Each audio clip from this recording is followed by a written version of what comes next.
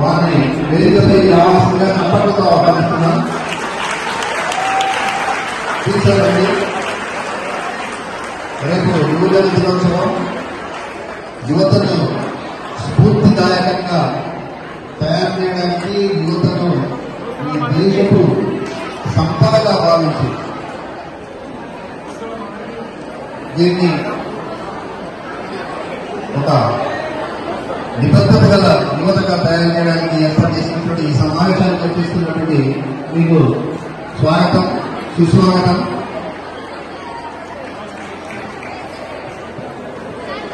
శ్రీ సురేంద్రబాబు గారు నరేంద్ర ఫౌండేషన్ అధ్యక్షులు వారు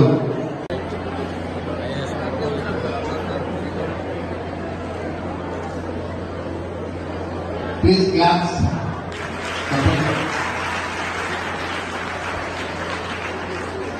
ఐపీఎస్ రైతులు, ఐఏఎస్ రైతులు, డాక్టర్లు రైతులు, లాయర్లు రైతులు, సమాజాన్ని ఉద్ధరించేటువంటి మేధా సంపత్తి గలటువంటి యువతి యువకులుగా మీరు తీర్చిదిద్దబడతారు, అందులో ఏమాత్రం అనుమానం లేదు.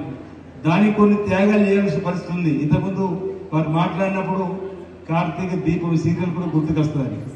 అంటే అది చూస్తే గుర్తుకొస్తుంది, అది చూడకుండా ఉండాలంటే టీవీలకు దూరం ఉండాలి, వాట్సాప్లకు దూరం ఉండాలి. అలాంటప్పుడే విద్యార్థులకు సంబంధించినటువంటి కొన్ని నియమాలు మీరు కొంతమంది, నేను అనేక పాఠశాలలు కూడా చెప్పడం జరుగుతుంది.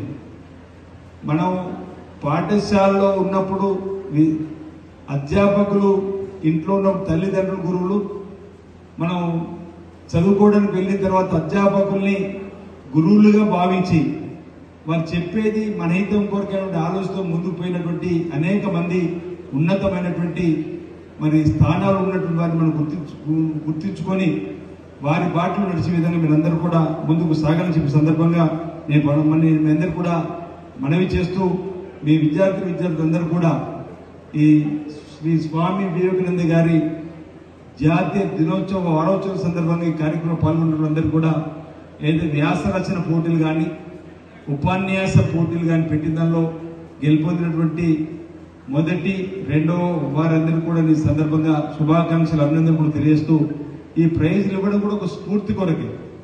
ఈరోజు నేను కూడా మళ్ళీ వచ్చే వ్యాస రచన పోటీలలో, ఉపన్యాస పోటీలో ముందు రావాలనే ఆలోచనతో పాటు ఒక సామాజిక సేవ కూడా చేసేటువంటి క్రమంలో తెలుసుకున్నటువంటి అంశాల కోసం ఉపయోగపడే విధంగా ఉంటుంది. కాబట్టి ఆ క్రమంలో మీరందరూ కూడా ముందుకు రావాలని చెప్పిన మాట ఈ సందర్భంగా తెలియజేస్తూ, ఈ జాతీయ యువజన దినోత్సవ వేడుకలు చేయడానికి ఏదైతే ఇమ్మాన్స్ చిల్డ్రన్ హాస్పిటల్ సంబంధించిన యాజమాన్యం ముందుకు రావడం అభినందనీయం. మరోసారి డాక్టర్ సురేంద్రబాబు గారికి నేను ఈ సందర్భంగా అభినందనలు అందిస్తూ, ఇది ఇలాంటి కార్యక్రమాలే కాకుండా రాబో రోజు మనకు వైద్య సేవలు కూడా పేదలకు అందించేటువంటి కార్యక్రమంలో మీలాంటి వారి సహకారం, సామాజిక సేవ కోసం వచ్చేటువంటి సహకారం తీసుకోవాలని చెప్పిన ఒక నిర్ణయం తీసుకోవడం జరిగిందన్నమాట ఈ సందర్భం చెప్తూ, రాబో రోజుల్లో ఇక్కడ చాలా మంది ఈ నియోజకవర్గంతో పాటు ఈ జిల్లాకు సంబంధించిన వాళ్ళే ఎక్కువ ఉండుంటారు. మనం అందరం కూడా ఈ ప్రాంతాన్ని కూడా అన్ని రంగాల్లో అభివృద్ధి పత్రంలో తీసుకుని పోయే క్రమంలో మీ అందరి సహకారం కూడా అందివ్వాలని చెప్పి సందర్భం కోరుతూ, ఈ దేశానికి వెన్నుముక యువతనే, అందులో ఏమాత్రం అనుమానం లేదు. ఇప్పుడున్న పరిస్థితులు మన దేశంలో ఉన్న యువత సంఖ్యను కూడా చాలా ఎక్కువగా ఉన్నటువంటి పరిస్థితి. ప్రపంచం కూడా మన వైపు చూస్తున్నటువంటి క్రమంలో మన భారతదేశాన్ని మనం ఐక్యమత్యంగా ఉంచుకుంటూ, మనం దేశ భక్తి భావాన్ని పెంపొందించుకుంటూ, ఇప్పుడు మనం చూసిన తెలంగాణ కోసం ఉద్యమం వచ్చినప్పుడు అందరం ఏకమైనాం, మన ప్రాంతం కోసం తెలంగాణ అనేది అందరం ఏకమైనాం. అంటే అట్లా అలాగే దేశం అనగానే కూడా మనం అందరం ఏకమయ్యే విధంగా మన స్వాతంత్ర ఉద్యమంలో పాల్గొన్న మహా నాయకులైనటువంటి యొక్క వారి జీవిత చరిత్రను చూస్తే కూడా దేశ భక్తి భావాన్ని పెంపొందించే క్రమంలో స్వామి వివేకానంద గారితో పాటు అనేక మంది, రవీంద్రనాథ్ ఠాగూర్ గారి జాతీయ గీతాన్ని రాయడం కాకుండా అంతకుముందు అల్లూరి సీతారామరావు గారి చరిత్ర చూసుకున్న, సుభాష్ చంద్రబోస్ గారి చరిత్ర చూసుకున్న, చాలా మంది మహనీయులు, మహాత్మా గాంధీ గారి చరిత్ర చూసుకున్న, ఒక్కొక్కరు ఒక్కొక్క రకంగా ఈ దేశంలో ఉన్నటువంటి ప్రజలను ఐక్యంగా చేసి మన దేశాన్ని స్వాతంత్రం తీసుకురావడానికి కూడా కృషి చేసినటువంటి మహామహులు ఎందరో ఉన్నారు.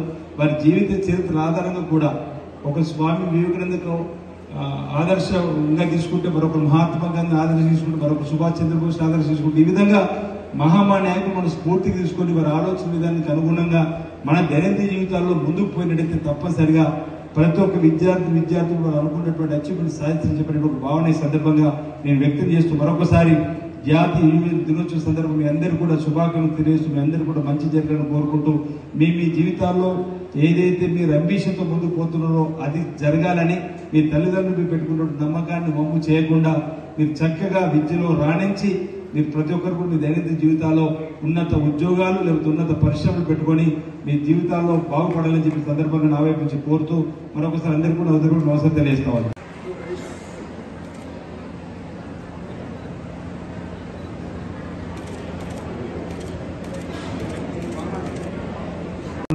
ఓంకారం చేస్తున్నారు, ప్రాణాయామం చేస్తున్నారు. ఏం చేసినప్పటికీ కూడా మీరంతా కూడా ప్రతినిత్యం పుస్తకాలతో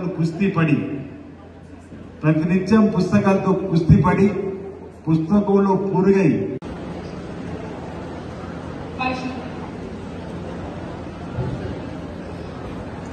And the third prize in Telugu essay writing competition